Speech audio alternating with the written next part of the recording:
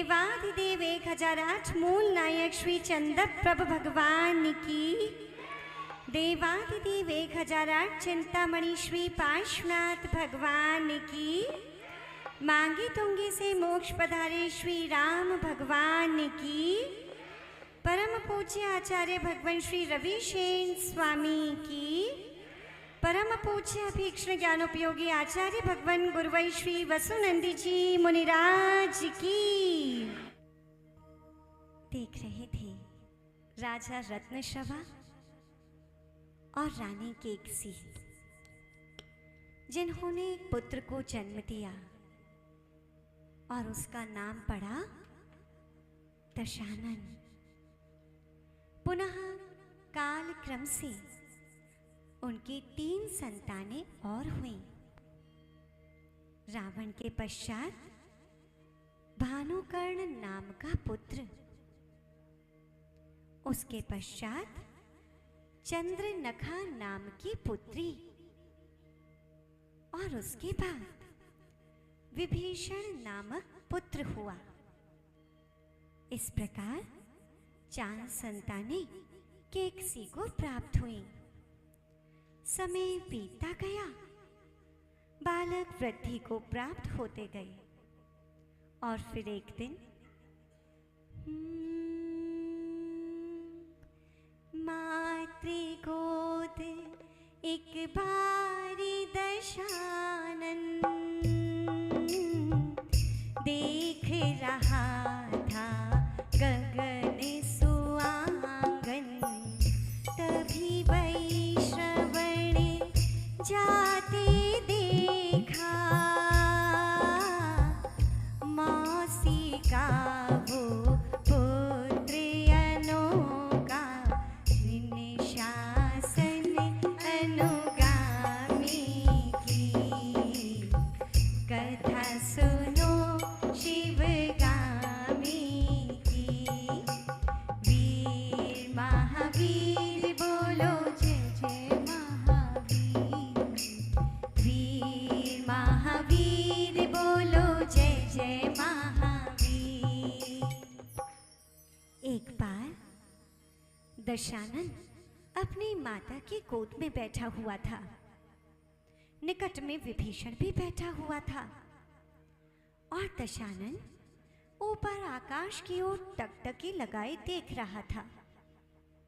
तभी वहां से बड़ा वैभववान, बड़े ही मित्र गणों के साथ, ऐश्वर्य के साथ एक देव को जाते हुए देखा। देव है या कोई विद्याधर? आखिरकार ये कौन है जो अपने वैभव को दिखाते हुए या यूं कहो अपने पुण्य प्रताप को फैलाते हुए यहां से जा रहा है? उसको जाते देखकर केकसी की आंखें भर आईं। मां, ये आपकी आंखों में आंसू कैसे? क्या इसे ही देखकर आए हैं? मां, ये कौन है? तभी केकसी ने कहा, सुनो दशानन, ये तुम्हारी मौसी कौशिकी का पुत्र वैश्रवण है। ये वैश्रवण अभी कुबेर के नाम से लोक में जाना जाता है और ये वैश्रवण, इसे देखकर मेरी आंखों में आंसू क्यों आए? तो सुनो। विद्याधर नृप इंद्र विक्रमी,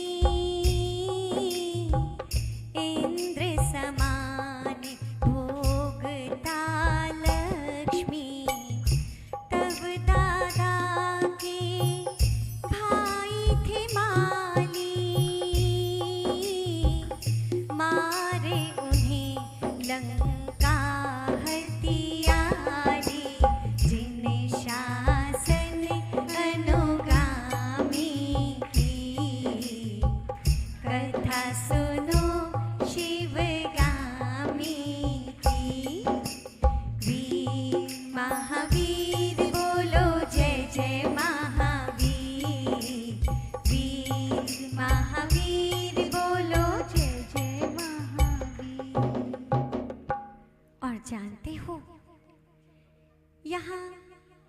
रजताचल पर रत्नोपुर नामक नगर में राजा सहस्रार राज्य करता था। उसी का एक महान शक्तिशाली पुत्र है जिसका नाम इंद्र है। और जानते हो उसका नाम इंद्र भी क्यों रखा गया? क्योंकि वह इतना पुण्यात्मा था कि जब वह अपनी माँ के गर्भ में आया तब उसकी माँ को इंद्र के समान वैभव भोगने का दोहला होता था, और इसीलिए उसके जन्म के पश्चात उसका नाम इंद्र रख दिया। और तो और इसने अपने इंद्र नाम को सार्थक करते हुए अपने राज्य का विस्तार भी उसी प्रकार किया। इसने अपने नगर के चारों दिशाओं में 4 लोकपाल भी स्थापित किए, और इंद्र यानी देवेंद्र का सबसे अच्छा मित्र माना जाता है कुबेर। आप तो जानते ही हैं कि इस लंका पर हमेशा से हम राक्षस वंशियों का अधिकार रहा है, किंतु इसी राजा इंद्र ने तुम्हारे दादा के भाई यानी माली से युद्ध किया और युद्ध में उसका संहार कर दिया। बड़ी मुश्किल से तुम्हारे दादा यानी सुमाली इत्यादि वहां से प्राण बचा कर के आए और यहाँ पाताल लंका में रहने लगे। बेटा, वो लंका तो उन्होंने जीत ली और वो लंका भी सौंपी तो तुम्हारी मौसी के बेटे वैश्रवण को, और वैश्रवण को कुबेर का स्थान दिया। आज वो वैश्रवण निर्भीक होकर के गगनांगन में गमन कर रहा है और हम भयभीत होकर के आज भी इस पाताल लंका में छिपे हैं। मुझे बस इसी बात की चिंता रहती है।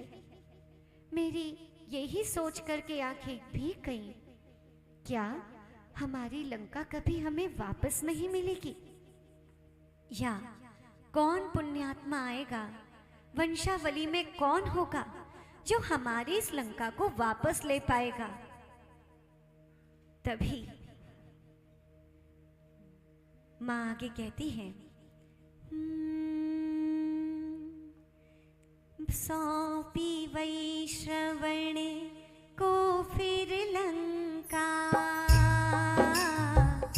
बाजा जग में उसका डंका, पुत्र कौन वो प्राप्त करेगा, चिंता मेरी कौन हरेगा, वीर प्रसूता माधिमंता, पुत्र दशानन तब रिपुहंता, विद्या सिद्धि हितो घर से छाली, तीनों सुत तब बड़े निराले, जिन शासन अनुगामी की, कथा सुनो शिवगामी की, वीर महावीर बोलो जय जय महावीर, वीर महावीर बोलो जय जय महावीर, जोर से वीर महावीर बोलो जय जय महावीर, वीर महावीर बोलो जय जय महावीर। ये जो आप बीच में भगवान महावीर स्वामी की जयकार लगाते हैं ना, इसी जयकार से ये वाणी आपको सुनने को मिल जाती है, इसीलिए ये तो जोर से ही होना चाहिए। पुनः निकट में बैठा हुआ विभीषण कहता है, मां, तुम स्वयं वीरांगना हो, तुम वीर पुत्रों की प्रसूता हो, तुमने इस भूमि को वीर रत्न दिए हैं। मां, आपका दशानन जैसा पुत्र है, आपको चिंता करने की क्या आवश्यकता? इसकी भुजाओं को देखकर ही शत्रु अपना रुख मोड़ लेंगे, वायु अपनी दिशा बदल देगी, जल उल्टा बहना शुरू कर देगा। क्या आप अपने पुत्र की शक्ति और सामर्थ्य से अपरिचित हैं? दशानन अपने भाई के इन शब्दों को सुनकर के फूला नहीं समाया। उत्साह का संचार और अधिक हो गया। और होता भी तो है, यदि किसी व्यक्ति को प्रेरित किया जाता है, प्रोत्साहन दिया जाता है, तो उसमें नव ऊर्जा और उत्साह का संचार हो जाता है। किंतु यदि वहीं उस व्यक्ति को बार बार धिक्कारा जाता है, यदि उसे प्रोत्साहन ना मिले, तो वह अपने श्रेष्ठ कार्य से भी विमुख हो जाता है। उसका कौशल भी कहीं ना कहीं धूमिल हो जाता है। विभीषण की बात सुनकर के दशानन कहता है, माँ बस इतनी बात की चिंता है? अरे आप कहें तो अभी अपनी केवल बाईं भुजा से उस वैश्रवण और इंद्र को ला करके आपके चरणों में नतमस्तक कर दूं। किंतु हमारे विद्याधर राजाओं की कुल और वंश की परंपरा है कि हम सभी लोग विद्या सिद्ध करते हैं। इसीलिए माँ हमें आज्ञा दीजिए कि हम विद्या सिद्ध करके ही लौटें। और तीनों ही भाई विद्या सिद्धि के लिए चल देते हैं। देखिए आगे क्या होता है। भीम महावन में तप धारा, अजगरादियुत अति भयकारा। तीनों को आधे ही दिन में सिद्ध हुई विद्या फिर वन में। जिन शासन अनुगामी की कथा सुनो शिवगामी की।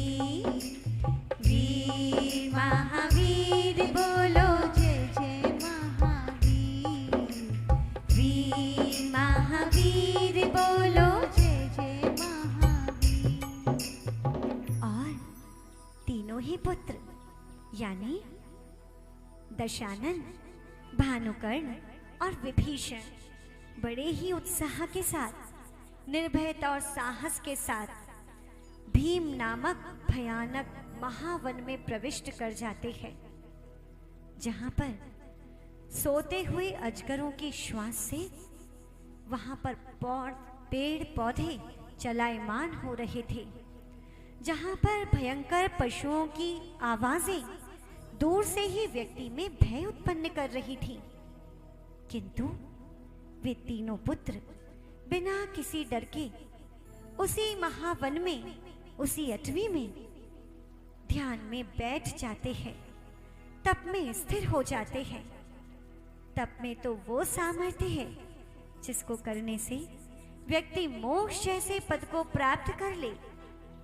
तब उस तप और मन की स्थिरता से विद्याओं को प्राप्त करना कौन सा बड़ी बात थी। किंतु किसी भी विद्या आदि की उपलब्धि, इष्ट पदार्थ का समागम पुण्य से ही होता है।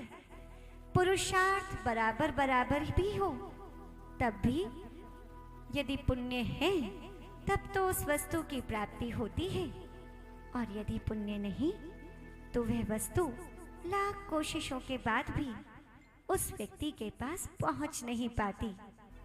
किंतु वे तीनों पुण्यवान पुत्र, उन्होंने अष्ट अक्षरी विद्या को, जिसका 1 लाख जप करना था, वह सर्व कामान्नदा नामक विद्या उन्हें केवल आधे दिन में ही सिद्ध हो गई। उस विद्या सिद्धि को कर तीनों भाई संतुष्ट नहीं हुए, क्योंकि उनका लक्ष्य केवल एक विद्या सिद्ध करना नहीं था। यह कामान्नदा विद्या उन्हें यथेच्छ अन्न इत्यादि प्राप्त कराने में समर्थ थी।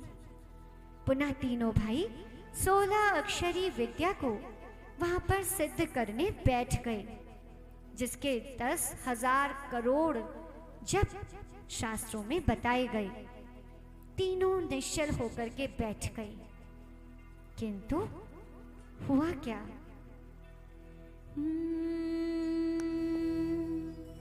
पुनिवेद्या सिद्धि में तत्पर, सुर द्वारा उपसर्ग हुआ पर, रही दशानन में निश्चलता, अन्य दो में आई चंचलता, जिन शासन अनुगामी की, कथा सुनो शिवगामी की। वीर महावीर बोलो जय जय महावीर, वीर महावीर बोलो जय जय महावीर।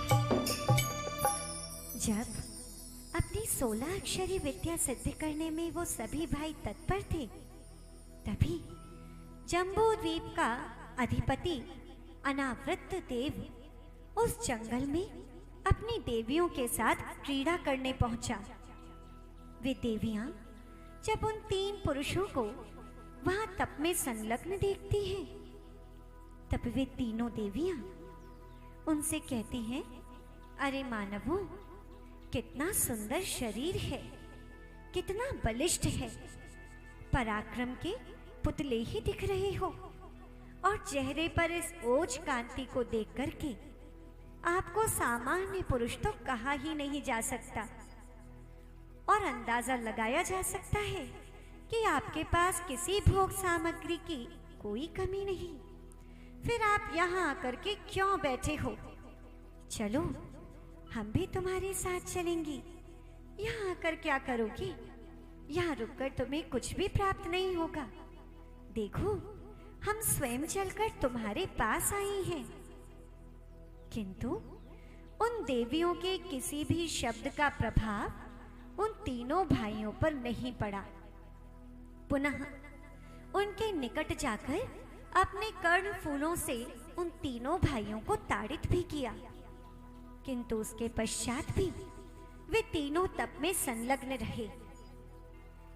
उन देवियों को कुछ बुरा लगा और जाकर के अपने देव को भी बताया। देव अनावृत तभी उन तीनों के सामने आता है। कौन हो और किस लिए यहाँ पर तप धार रहे हो? मुझे छोड़कर किसकी साधना में संलग्न हो? जो चाहिए वो मैं तुम्हें दूंगा। किंतु वे तीनों भाई तब भी निश्चल बैठे रहे। उनकी निश्चलता देखकर अनावृत देव ने अपने किंकरों सेवकों को आज्ञा दी, जाओ इनके तप को भंग करो।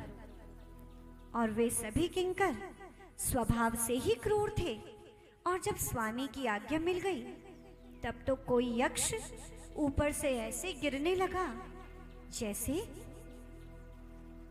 आसमान से कोई चट्टाने ही गिरी हो। कोई सर्प बनकर उनके शरीर पर लिपटने लगा, कोई सिंह बनकर उनके सामने मुख फाड़ने लगा, कोई मच्छर डांस बनकर उन पर उपसर्ग करने लगा, कोई हाथी बनकर के सामने आया, तो कोई आंधी का रुख बनकर के आया, कोई अग्नि बना तो कोई समुद्र। लेकिन इन सब का भी उन पर कोई प्रभाव नहीं पड़ा। हाँ, व्यक्ति एक जगह तो कमजोर पड़ता ही है, और वो कमजोरी उसका परिवार। यक्ष आपस में बात करके अपनी म्लेच्छों की सेना बनाते हैं और उन्हें दिखाते हैं कि वो पहुंच गए पाताल लंका, राजा रत्नश्रवा के पास, और राजा रत्नश्रवा को उन्होंने बंदी बना लिया। ये सब अपनी माया से ही दिखा रहे थे। राजा रत्नश्रवा चिल्ला रहा है, पुत्रों बचाओ बचाओ, क्या तुम आज हमें नहीं बचाओगे? किंतु तीनों पुत्र फिर भी निश्चल रहे। पुनः मायामयी केकसी को दिखाया। अरे पुत्रों, तुम तो कह रहे थे विभीषण, तुम्हारा भाई दशानन, उसके बाएं हाथ का खेल है शत्रुओं को हराना। क्या मैंने तुम 3 वीर पुत्रों को इसी दिन के लिए जन्म दिया था?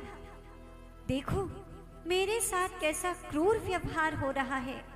क्या तुम पुत्र इन सबको देख पाओगे? नहीं पुत्र, आज एक मां तुम्हें पुकार रही है। आओ, मुझे बचाओ, मेरी रक्षा करो पुत्र। किंतु तीनों पुत्र उतनी ही शांति से अपने ध्यान और मंत्र जप में संलग्न रहे। जब ये भी नहीं उनके तप के भंग को करता दिखा, तब उन देवों ने दोनों भाइयों के सामने रावण का सिर और रावण के सामने दोनों भाइयों का सिर गिरा दिखाया। किंतु इसके पश्चात भी रावण अपने मंत्र जाप में संलग्न रहा। किंतु दोनों भाई यानी भानुकर्ण और विभीषण कदाचित क्रोध में आ गए। पुनः ध्यान पूरा हुआ और तभी रावण के सामने क्या हुआ? आज्ञा लेनी विद्या आई, समय से पहले ही तब भाई, यक्ष से आशीर्वाद भी पाया, स्वयं प्रभ एक बसाया, वानर राक्षसे वंशी आए, कंठ मिले मिले मिले हर्षाए, जिन शासन अनुगामी की, कथा सुनो शिवगामी की। वीर महावीर बोलो जय जय महावीर, वीर महावीर बोलो जय जय महावीर। और जब भी कोई उपसर्ग आता है, कोई परेशानी आती है, तो उपलब्धि समय से पूर्व ही हो जाती है। इसीलिए किसी भी श्रेयस्कर कार्य को करने में कभी कोई विघ्न उपस्थित हो तो ये सोच लेना कि इस कार्य को करने से जो उपलब्धि होगी वो विशेष होगी और समय से पहले होगी। यदि उस दुर्लभ परिस्थिति को समता भाव के साथ पार कर लिया तो उन्होंने भी समत्व के साथ अपना मंत्र जप पूरा किया ही था कि समय से पहले रावण के सामने हजारों विद्याएं शरीर धारण करके आ गईं। उस समय 5 विद्याएं भानुकर्ण को और 4 विद्याएं विभीषण को सिद्ध हुई। विद्या के माध्यम से दशानन ने स्वयं प्रभ नाम का एक नगर बसाया और अनावृत वह यक्ष जिसने उपसर्ग किया था वह लौट करके दशानन के पास आया और लोक में देखा भी तो जाता है। उपलब्धि मिलने से पहले लोग पीछे खींचते हैं और उपलब्धि मिलने के बाद वो ही लोग गले में माला डालने भी आ जाते हैं। वही लोग कार्य सिद्धि से पहले निंदा भी करते हैं और कार्य सिद्धि के पश्चात प्रशंसा करने भी वही लोग आते हैं। इसीलिए कभी भी अच्छे कार्य को करने में संकोच करने की आवश्यकता नहीं। कार्य यदि सही हो, उद्देश्य यदि सही हो और उसको पूर्ण करने के साधन यदि सही हो तो निष्कंप और अटल होकर के अपनी मंजिल की ओर बढ़ना चाहिए। उस समय अनावृत वह यक्षदेव दशानन के समक्ष आया। उसकी सामर्थ्य को देखकर वह उसके सामने मानो झुक ही गया। उगते हुए सूर्य को कौन नमस्कार नहीं करता। रावण को देख करके बड़ा प्रसन्न होकर के बोला, सुनो दशानन, तुम मुझे अपने लिए विशेष मित्र ही समझो। तुम्हें जब भी मेरी आवश्यकता हो मैं तभी तुम्हारे सामने उपस्थित हो जाऊंगा। मेरे लिए कोई भी कार्य हो तो मुझे अवश्य याद करना। प्रसन्न होता हुआ यक्ष वहां से चला जाता है। स्वयंप्रभ नगर तो दशानन ने बसाया ही था। उस नगर के चर्चे दूर दूर तक फैल गए।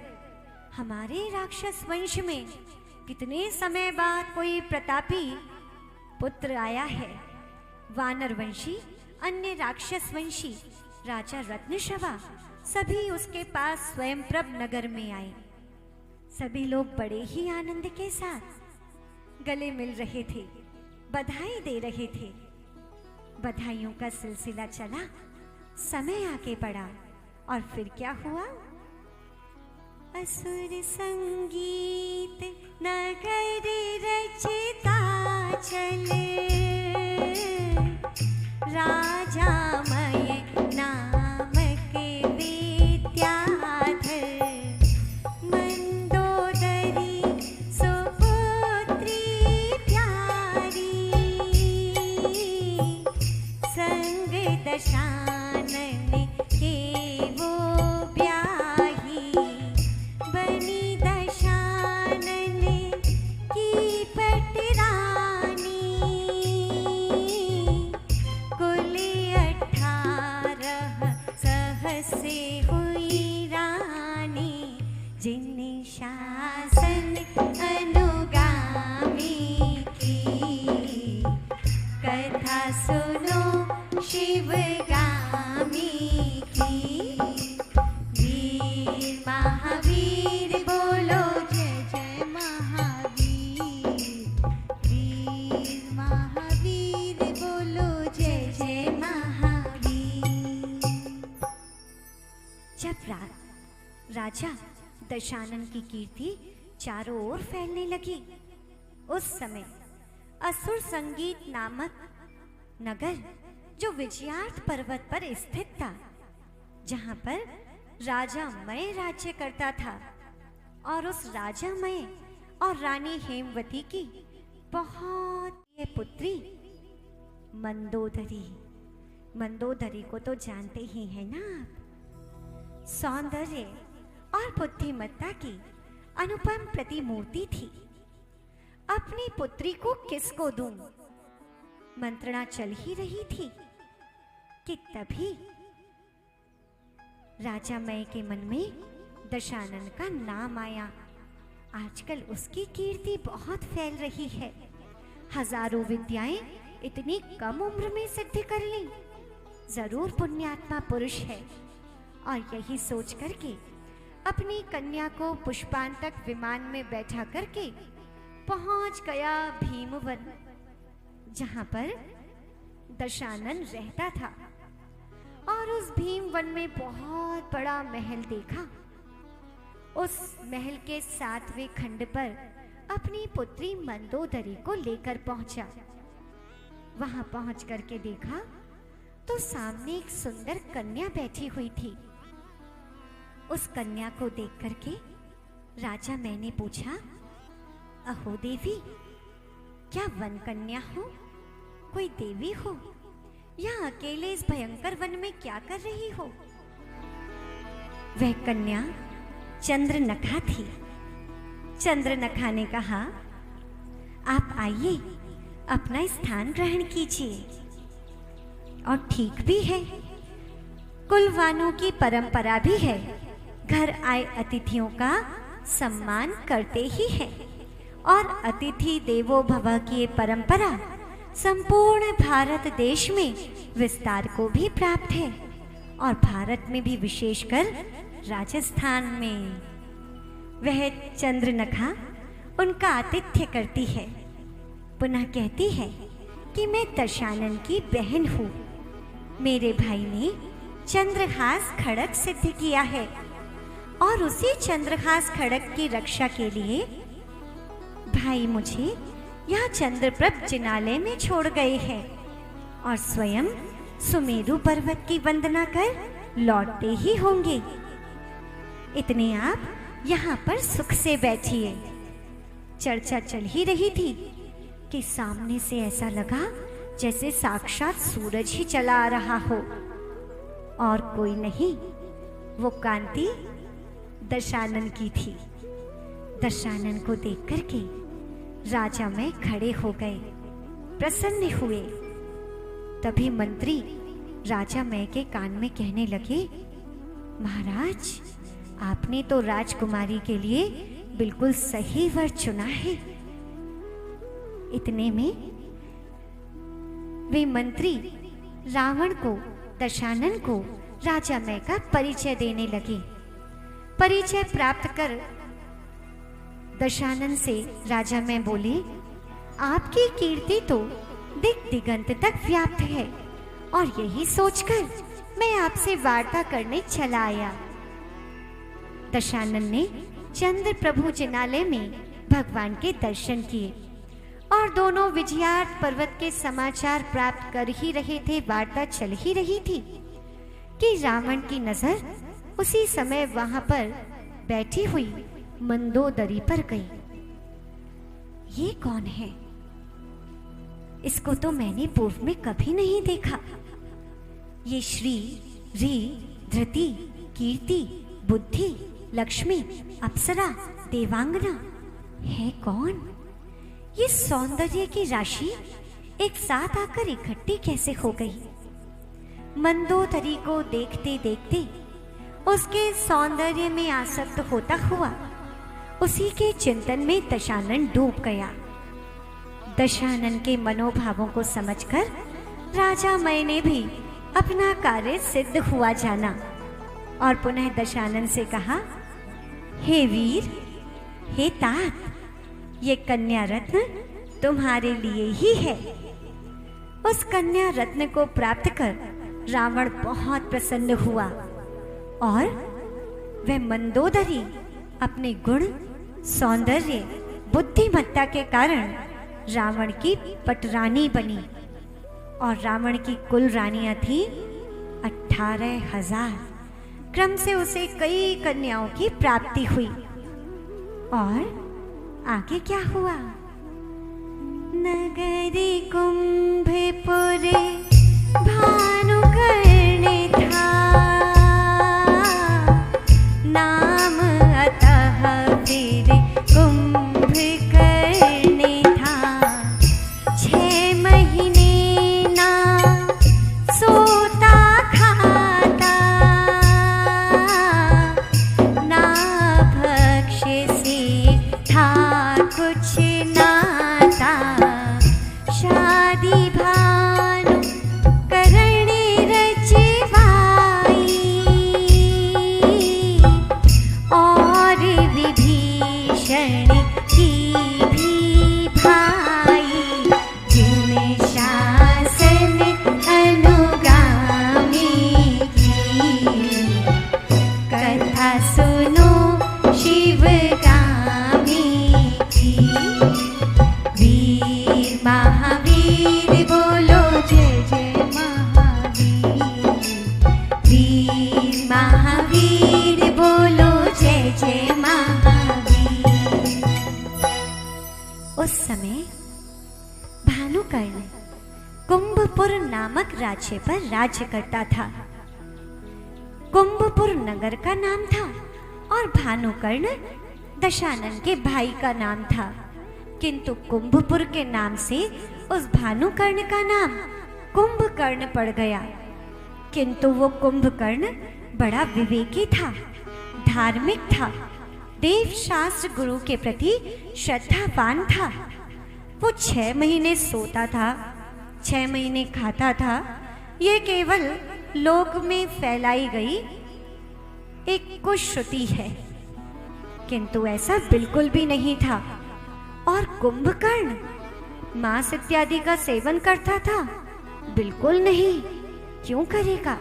क्या जन शासन में रहने वाला कोई श्रावक अभक्ष्य का सेवन कर सकता है?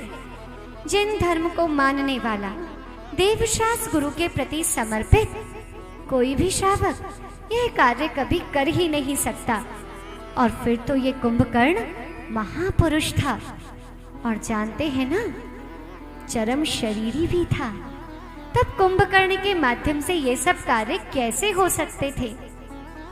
उस कुंभकर्ण की शादी भी कन्याओं के साथ विभिन्न देश की राजकुमारियों के साथ कराई गई और विभीषण की भी। समय प्रसन्नता के साथ आगे बीत रहा था। फिर आगे क्या हुआ?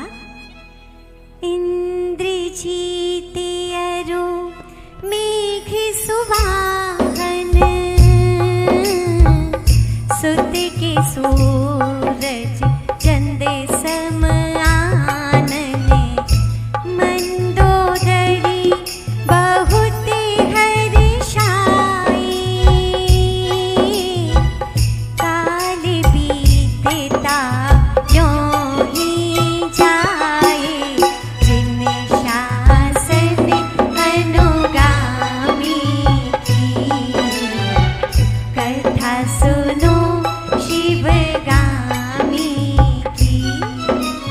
वीर महावीर बोलो जय जय महावीर, वीर महावीर बोलो जय जय महावीर।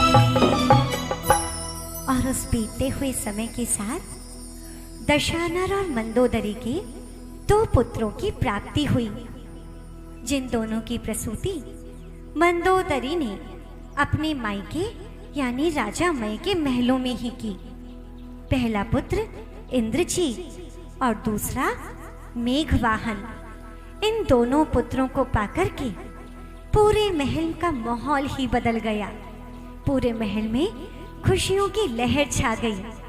इंद्रजीत और मेघवाहन, जिनमें बाल्यपन से ही पिता के समान पराक्रम परिलक्षित हुआ करता था, किंतु दशानन अपने मात्र परिवार के मोह में रुकने वाला नहीं था। उसकी तो नियति ही थी, उसे 3 खंड पर विजय जो प्राप्त करनी थी, और उससे भी पहले मां को वचन भी तो दिया था। उस वचन को पूर्ण करने में हुआ क्या? हरा वैश्रवणे लंका पाई, हार धारी मुनि दीक्षा भाई, फिर विमान पुष्पक को लेकर, चला दक्षिण दिशि गरवा कर, जिन शासन अनुगामी की, कथा सुनो शिवगामी की। बोलो वीर महावीर बोलो जय जय महावीर, वीर महावीर बोलो जय जय महावीर। एक बार कुंभकर्ण ने जाकर के वैश्रवण की प्रजा को लूट लिया। जब यह बात वैश्रवण को पता चली तो वैश्रवण बहुत क्रोधित हुआ और उसने अपना एक दूत सीधे सीधे सुमाली के पास भेज दिया। देखो राजन, एक शिष्ट पुरुष के द्वारा ऐसा कार्य किया जाना श्रेयस्कर नहीं, हितकारी नहीं और सभ्यता को भी नहीं दिखाता। भूल गए क्या कैसे मैंने तुम्हारे भाई माली का वध किया था? क्या फिर वही इतिहास दोहराना चाहते हो? लगता है तुम्हारा अंतकाल निकट आ रहा है। और इस प्रकार के वचन सुनकर दशानन ने उत्तर दिलवाया, जाओ, अब यह लंका तुम्हारी ज्यादा समय तक रहने वाली नहीं है। और इस प्रकार वचन सुनकर के दूत आया और वैश्रवण को सारी वार्ता कह सुनाई। राजा वैश्रवण भी इंद्र से कम थोड़ी ना था, कुबेर था राजा इंद्र के दरबार का। और वैश्रवण ने इंद्र के बल पर और स्वयं की शक्ति के बल पर युद्ध की घोषणा कर दी। इधर दशानन और इधर वैश्रवण। बहुत भयंकर युद्ध हुआ। युद्ध को भयंकर रूप लेता देख और स्वयं को हारते देख वैश्रवण बोला, भाई मैं तेरी मौसी का बेटा हूं, क्या मुझे माफ नहीं करेगा? मुझे छोड़ दे। रावण ने कहा, मौसी का बेटा, देख अभी तो तुझे क्या दिखाता हूं। दोनों में युद्ध और बढ़ने लगा। रावण को शांत न होते देख वैश्रवण ने सोचा, लगता है मेरा अंतकाल निकट है, जो इसे मेरे प्रिय वचन भी समझ में नहीं आ रहे। और वैश्रवण युद्ध में मूर्छित हो जाता है। पुनः अन्य सैनिकों के द्वारा राजा इंद्र के यहाँ सभी सैनिकों को देव कहा करते थे, क्योंकि राजा इंद्र ने अपने आसपास स्वर्ग जैसी रचना जो बनाई थी, तो वे उसे यक्षपुर ले गए।